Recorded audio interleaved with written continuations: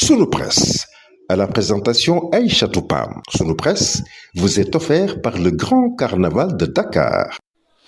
Bonjour. À la levée de l'immunité parlementaire du député Farba Ngom à l'affaire CDC-SECAM et le rapport sur les avortements clandestins, entre autres sujets, sont mis en exergue par les quotidiens reçus ce matin. Farba, parquet, la justice, titre le journal Le Quotidien, revenant sur les 130 députés qui ont voté pour la levée de son immunité parlementaire. Le journal revient également sur la coalition Takku Wallu qui quitte l'hémicycle au moment des votes. Aïssata Tall Sall estime que Farba a confié son sort à Allah, qui est le seul juge. Le journal Rewmi Quotidien abonde dans ce même siège et met à sa une Farba Ngom livré au parquet financier. Selon le journal, il risque jusqu'à 7 ans de prison. Les députés livrent Farba, titre le journal Enquête, revenant sur la levée de son immunité parlementaire. Le juge, désormais libre d'auditionner le député, Maître Aïssata Tall Sall, dénonce une précipitation dans le traitement du dossier. Farba perd son immunité, à titre le journal Tribune, revenant toujours sur la levée de son immunité parlementaire.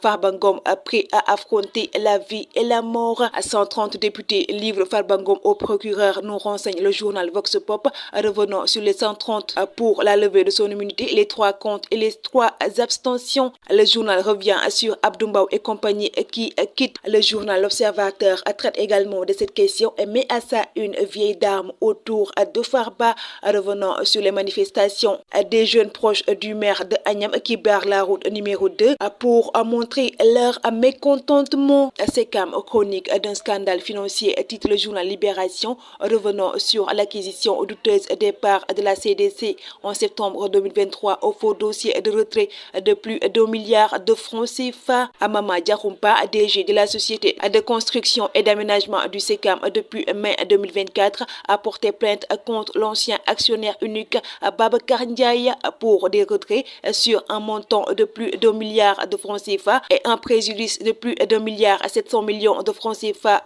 représentant la solde négative de la SECAM. Mamadou Dia nous reparle, titre le journal Sud Quotidien. Après 16 ans de disparition, Mamadou Dia à cœur ouvert. Revenons sur les déclarations de Mamadou Dia. Je ne veux appartenir à aucune structure de pouvoir. Parlons de la clairvoyance d'un patriarche.